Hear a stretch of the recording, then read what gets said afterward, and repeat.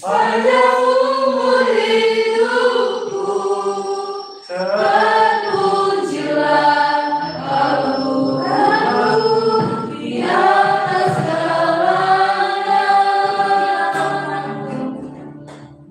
Terpujilah Tuhanku di atas segalanya. Terpujilah Tuhanku di atas segalanya.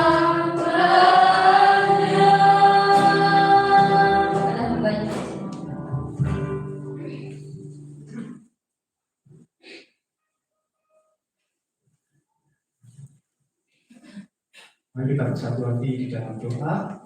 Tuhan Yesus, kami ucap syukur untuk kebaikan-Mu sehingga sore pada petang malam hari ini juga Tuhan kami berkesempatan beribadah dan kami akan siap untuk terima firman-Mu. Buka hati kami, buka pikiran kami.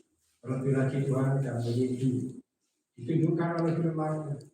Kami bisa tertib, bukan cuma mendengar, kami juga tertib menjadi pelaku firman. Silakan Tuhan kami dalam tangan Tuhan.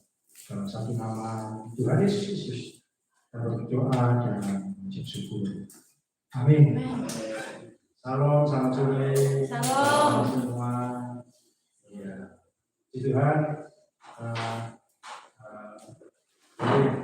ketemu kesempatan share firman Tuhan pada minggu hari ini.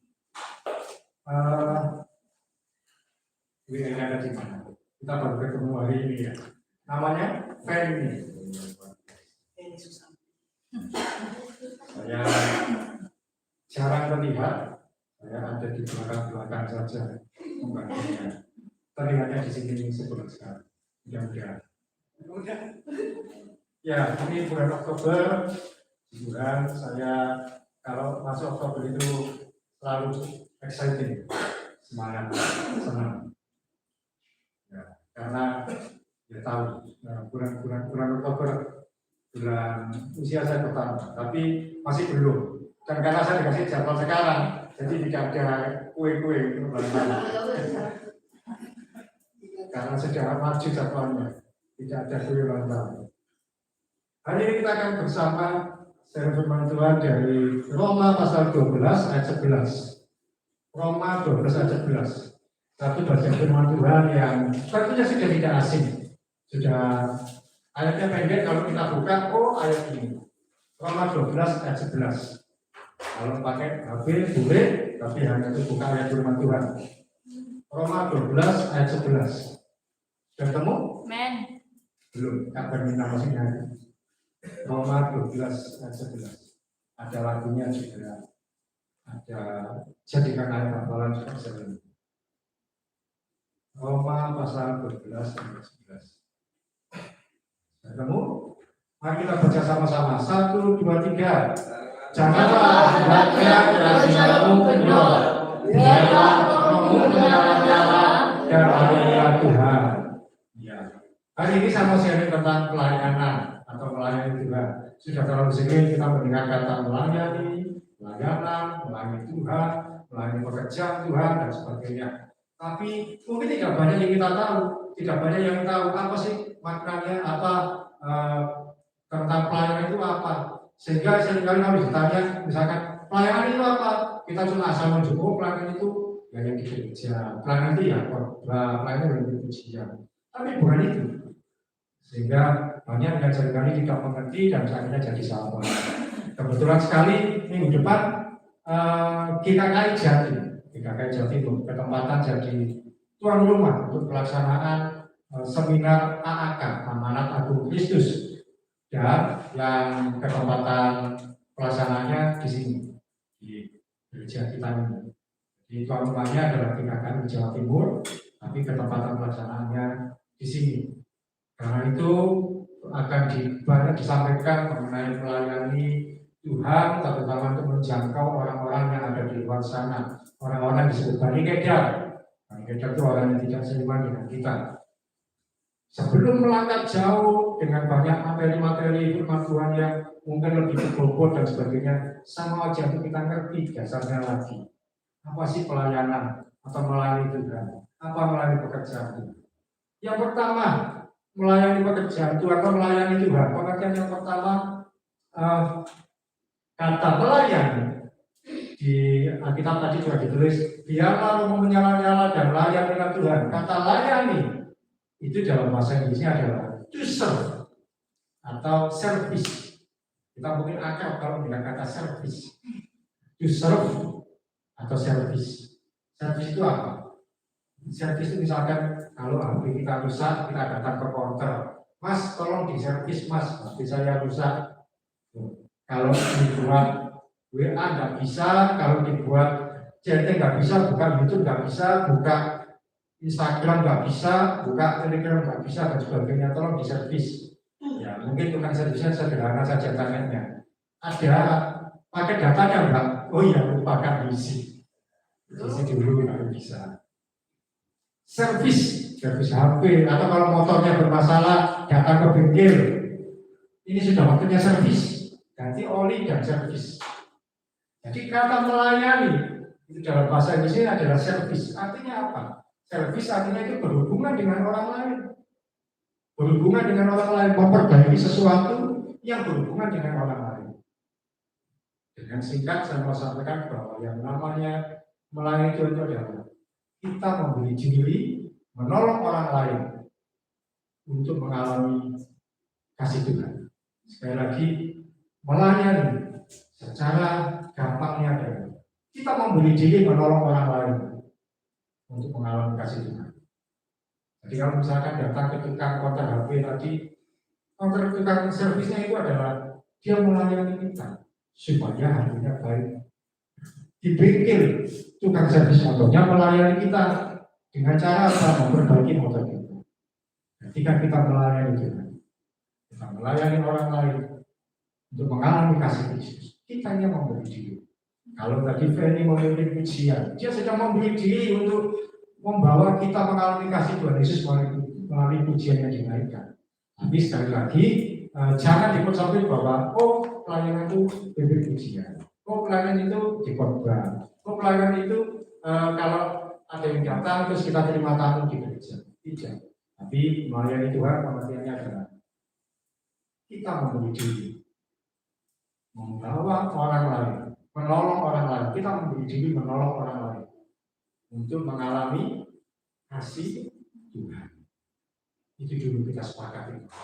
Kita memberi diri, menolong orang lain untuk mengalami kasih Tuhan. Apapun bentuknya, ketika kita memberi diri, menolong orang lain untuk mengalami kasih Tuhan, itulah pelayanan. Amin. Itu pelayanan. Yang cuma dibatasi kalau yang ada di gereja atau yang ada di persekutuan atau yang ada dimanapun, atau yang ada di minggu, ibadah minggu dan sebagainya. Ketika kita mengerti bahwa melayani itu adalah kita menolong orang lain untuk mengalami kasih Tuhan, kita tidak akan mengerjakan sesuatu dengan sia-sia. Mungkin ada yang juga tugas yang tak jemput seseorang supaya datang ke gereja, itu pun pelayanan. Tidak bisa kita batasi dengan saya ini maunya melayani ya di gereja yang rohani saja. Itu belum melayani. Tuhan Yesus ketika di bumi, dia berkata, ada ayat di Matius 25 ayat 40. Dia berkata, apapun yang kamu lakukan kepada orang-orang yang paling hina ini, kamu juga lakukan itu aku. Karena akan orang-orang yang datang, kapan kami ini menolong engkau Tuhan? Ketika kamu membesuk orang di penjara, ketika kamu memberi makan orang lain, ketika kamu memberi bajumu untuk orang lain, segala sesuatu yang kamu lakukan. Coba kita buka supaya saya nggak keliru baca. Matius 25 ayat 40. Kita baca Matius 25 ayat 40. Dulu saya diberkati sekali dengan ayat ini sehingga sampai saat itu, sampai hari ini yang saya kerjakan. Dimanapun Tuhan tempatkan saya, ini yang saya kerjakan. Kita baca mulai ayat 38 ya. 38 sampai 40. Bertemu Matius 25 38, kita baca 1, 2, 3. Bila manakah kami melihat engkau sebagai orang asing dan kami memberi engkau untuk makan atau telanjang dan kami memberi engkau pakaian. Kesembilan, bila manakah kami melihat engkau sakit atau dalam penjara dan kami mengunjungi engkau. 40, dan raja itu akan menjawab, aku berkata kepadamu, sesungguhnya segala sesuatu yang kamu lakukan untuk salah seorang dari saudaraku yang paling hina ini, kamu melakukannya untuk aku. Kapan Tuhan itu telanjang? Kapan Tuhan kami ini ngasih kamu tumpangan? Kapan kami kasih makan? Ketika kamu ngasih kepada orang-orang yang membutuhkan, yang dalam kondisi tak berdaya. Kamu melakukan itu yang disampaikan oleh Raja itu Yesus sendiri.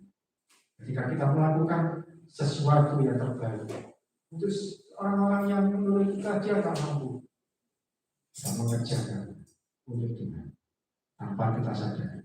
Amin. Tuhan tidak ngomong kalau kamu melayani di gereja, kamu melayani di sinagoge atau bait suci, kamu melakukan untuk aku, enggak. Kalau sesuatu kamu lakukan itu saudara yang paling baik, kamu lakukan itu. Bukan kalau kamu khotbah, enggak. Kalau kamu berpujian itu, kamu lakukan yang kamu lakukan itu. Sejak saya mengerti kebenaran firman Tuhan ini beberapa tahun yang lalu sampai hari ini, sama saya kerjakan dengan setia. Ketika menemukan orang-orang yang dia nggak berdaya, dia nggak layak, dia nggak mampu, saya kerjakan apa yang bisa saya kerjakan untuk dia. Saya tidak lupa ketika tahun 2003.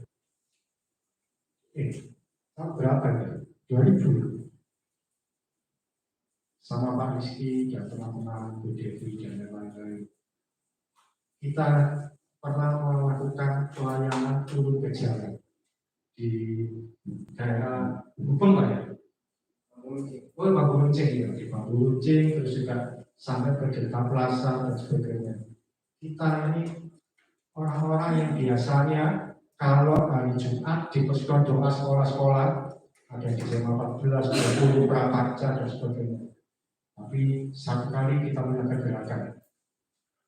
Sabtu malam berangkat jam 8, kita turun ke jalan di jalan protokol Surabaya, termasuk di Bambu Runcing, daerah Bambu Runcing, masuk di rumah itu, sampai ke Delta Plaza, ada McD, kita di sebelahnya.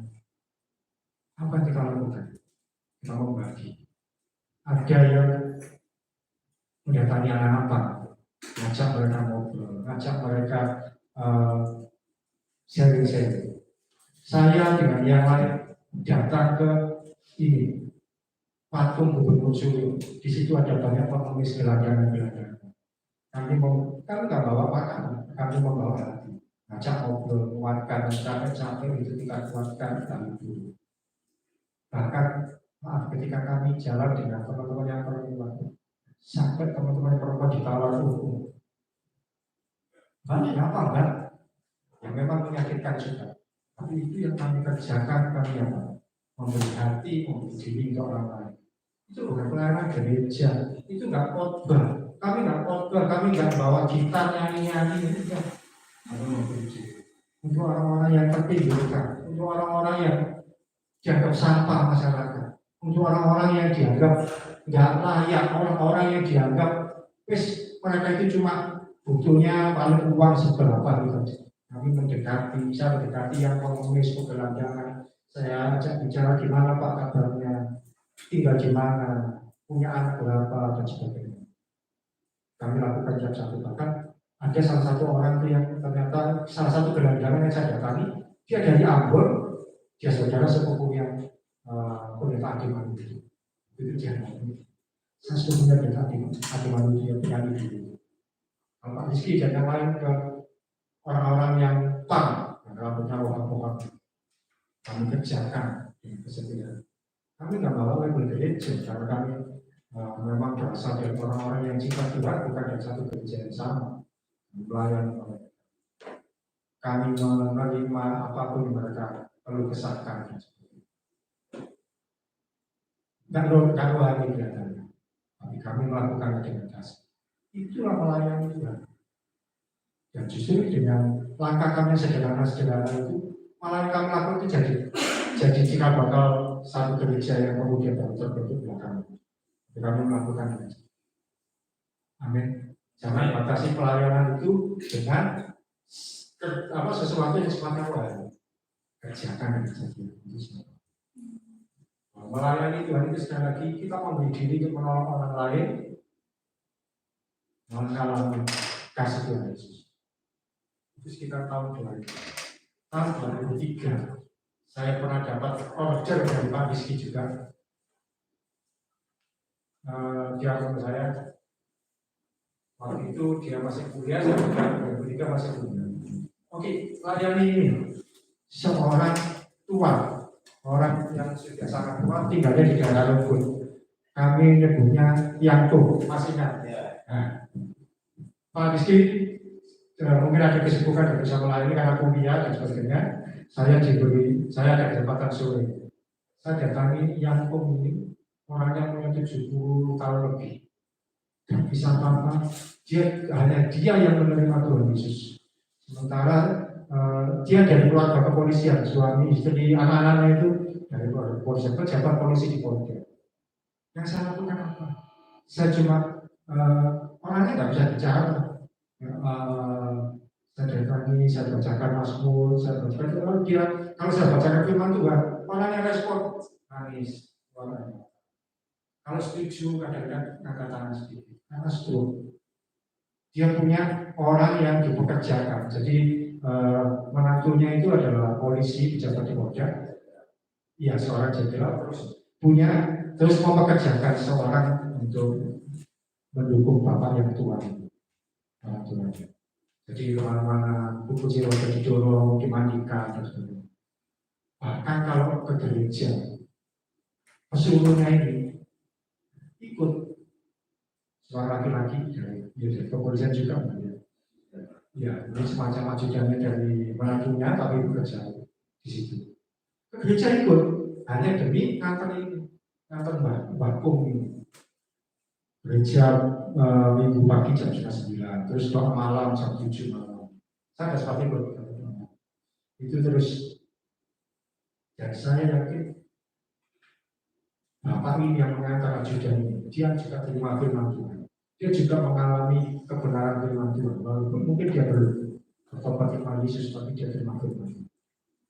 Saya tidak lama melayani yang ini, tidak sampai seminggu, kurang lebih seminggu. Seminggu berikutnya saya di SMS kalau saya datang dulu, ini sedang sakit parah, masih ditangani.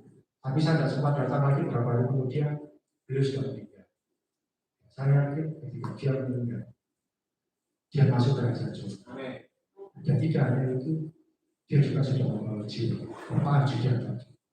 Dan saya bersyukur mendampingi Yakub di hari-hari terakhir sebelum dia diangkat. Apakah ini pelayanan? Ya, ketika saya melakukan menolong orang ini melalui kasih Kristus. Itu bukan di gereja atau yang lihat, dia cuma pembantunya aja yang tahu. Bisa melakukan untuk Tuhan. Mari kita kerjakan bagian kita dengan Tuhan. Yang pertama, mengerti yang melayani, ingat baik-baik. Kita menolong orang lain, menservis orang lain untuk mengalami kasih Tuhan. Itu yang pertama. Yang kedua, jenis-jenis pelayanan. Nah, ini baru masuk ke lebih spesifik jenis pelayanan. Pengertian pelayanan tadi masih lebih luas. Tapi kita harus pahami bahwa melayani Tuhan adalah menolong orang lain untuk mengalami kasih Kristus. Yang kedua, jenis-jenis pelayanan. Apa jenis pelayanan? Baru bisa kita bedakan. Ada mimbar dan non-mimbar. Ada yang melayani gereja dan yang bukan gereja. Yang mimbar ya tentu kita tahu pelayanan pujian, musik, firman Tuhan, dan apapun yang mengumumkan pengumuman, persembahan dan sebagainya. Jembatan gereja. Yang non gereja juga nggak kalah pentingnya. Mungkin kamu WA temanmu yang nggak pernah datang. Gimana kabarnya? Datang ke gereja atau gimana? Masih sering berdoa banyak. Kamu WA ke dia, menguatkan dia. Kamu hampiri dia, kamu WA, atau mungkin punya artikel rohani yang baik.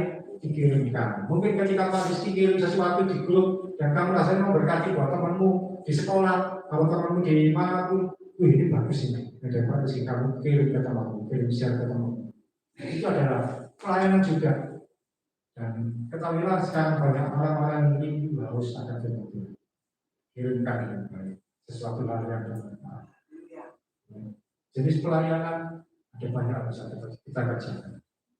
Saya selama 8 tahun mengerjakan pelayanan yang umum, yang bukan cuma di gereja, tapi menguatkan orang-orang yang mereka tidak bisa datang ke gereja, kami kuatkan lewat WA.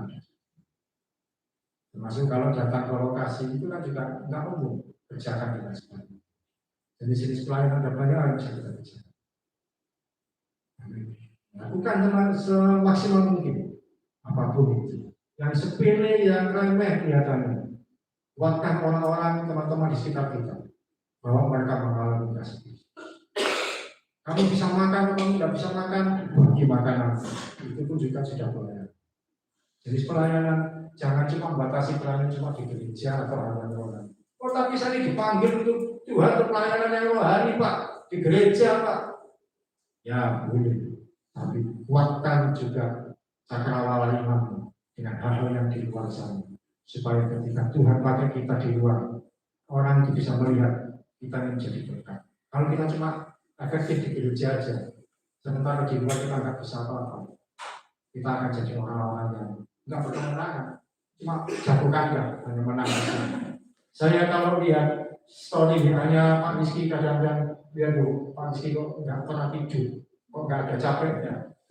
Jam berapa nolong orang yang pelayanan di jalanan, jam berapa nolong orang sakit yang terlantar, jam berapa lagi malam tengah malam keluar lagi, itu melayani Tuhan. Tapi jangan penting yang bukan cuma di gereja, tapi di luar, bagi berkat bagi orang. Siap untuk melayani Tuhan dipakai dimanapun yang Tuhan percayakan pada kita, supaya kita kan cuma jadi orang yang begitu saja, nggak cuma hanya progresnya di gereja. Dimanapun Tuhan bawa kita menjadi berkat. Yang pertama tadi pengertian melayani, yang kedua jenis-jenis pelayanan, dan yang ketiga yang mau saya sampaikan yaitu poin ketiga, miliki hati melayani. Orang boleh punya skill, orang boleh punya kemampuan, orang boleh punya pikiran, orang boleh punya apapun terbaik, tapi kalau nggak punya hati melayani itu apa? Hati melayani itu apa? Hati yang siap dan kuat menghadapi segala tantangan dan pelayanan. Melayani pekerjaan Tuhan itu nggak mudah. Melayani Tuhan itu nggak cuma di gereja cuma nyanyi itu aja, tapi melayani Tuhan perlu ketahanan iman yang tak mudah. Saya kemarin ketemu dengan salah satu anak rohani saya. Satu anak rohani sudah lama sekali dia tinggal di Kalimantan, di Banjarmasin, kemudian datang ke Surabaya, hanya mengikuti dia mengkoordinasi teman-teman anak-anak muda di gereja di sana mengikuti acara di sebuah gereja. Kemarin acaranya selesai, acara CGSC kalau ada yang tahu di BPC. Terus dia mampir ke rumah saya. Kami sharing-sharing, karena lama gak ketemu, 3 jam kami sharing. Saya ngomong ke dia bahwa kalau orang melayani belum keluar ini, belum sampai keluar air mata, belum sampai korban perasaan, belum sampai korban waktu, bahkan belum sampai keluar uang, itu belum melayani. Itu cuma mengerjakan jadwal tugas saja. Jadi hati yang melayani maksimal. Mungkin apa yang masuk keluar air mata, kamu disalah mengerti, disalah pahami, korban perasaan akhirnya sudah mengerjakan seperti ini, ternyata disalah paham, sudah mengerjakan yang terbaik, ternyata sana nggak ngerti. Bahkan mungkin yang seringkali seperti Pak Rizky alami, orang-orang seperti kami yang melayani alami apa? Sudah nolong, sudah membantu, ternyata ditinggal, diabaikan, diremehkan, jadi salah paham. Itu korban perasaan. Seringkali kita berkurang air mata tanpa orang lain tahu, tanpa orang lain harus mengerti. Kalau melayani belum keluar air mata, belum korban perasaan, bahkan mungkin belum sampai keluar uang, maaf, Anda belum melayani. Hal ini saya mau ajarkan kita memiliki hati yang melayani. Seorang yang memiliki hati melayani, sekalipun kamu korban uang, kamu lakukan itu, kamu nggak itu isinya.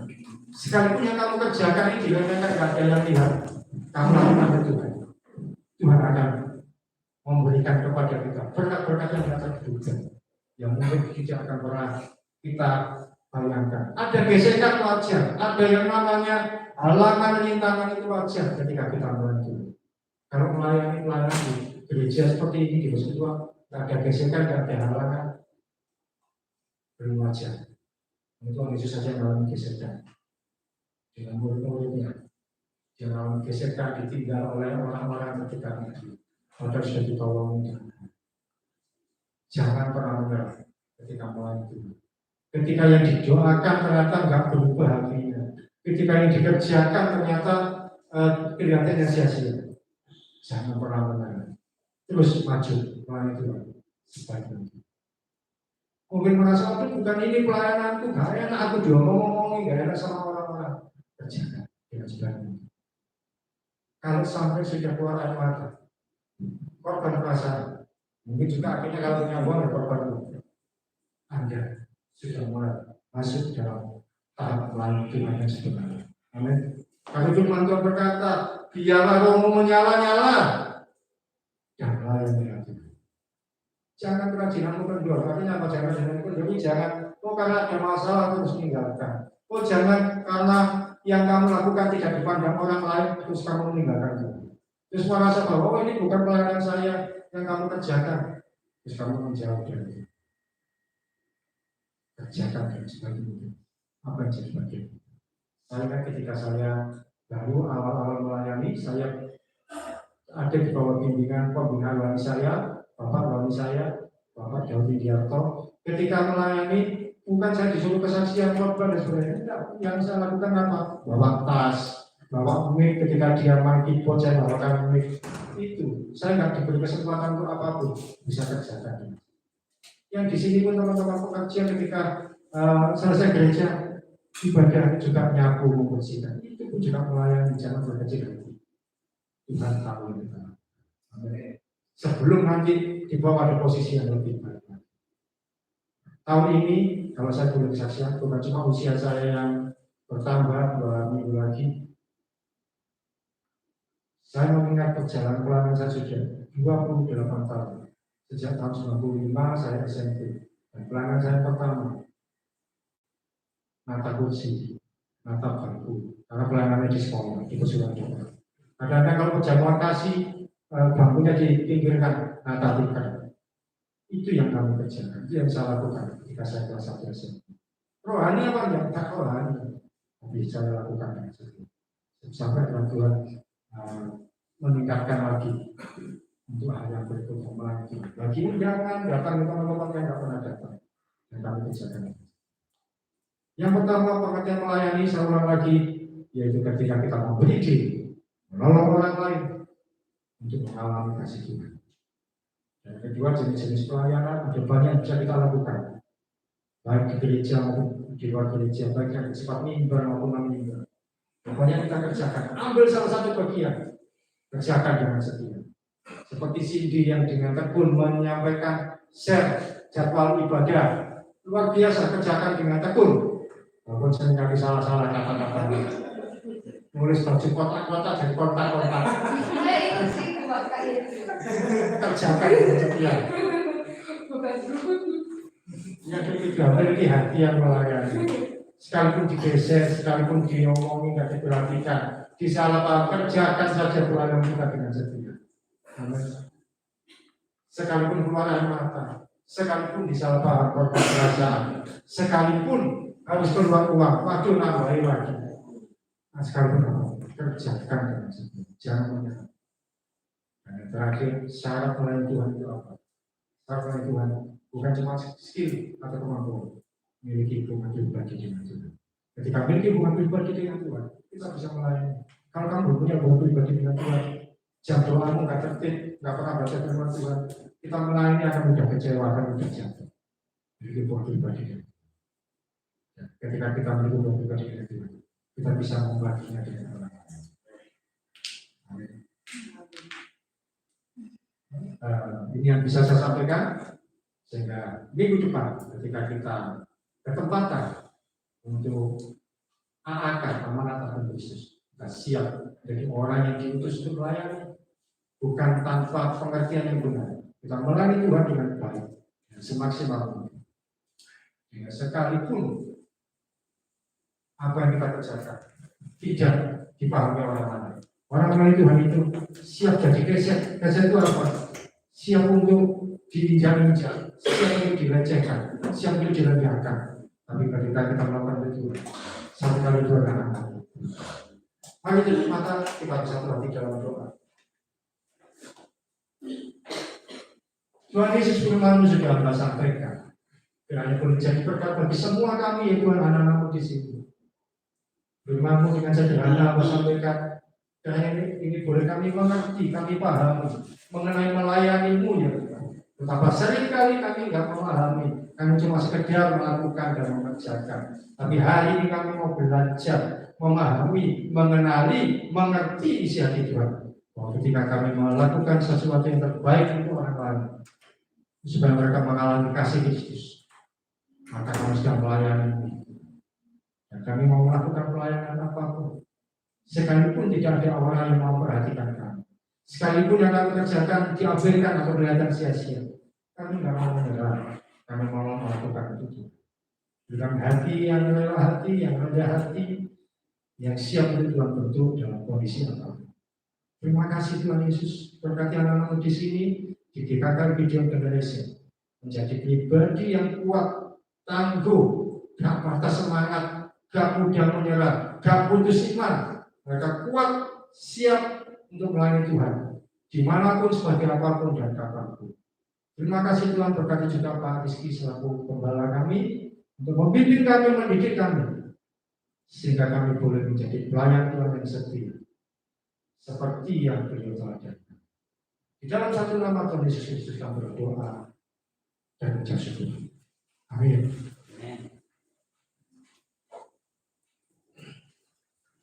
Terima kasih Pak Oki firman-Nya.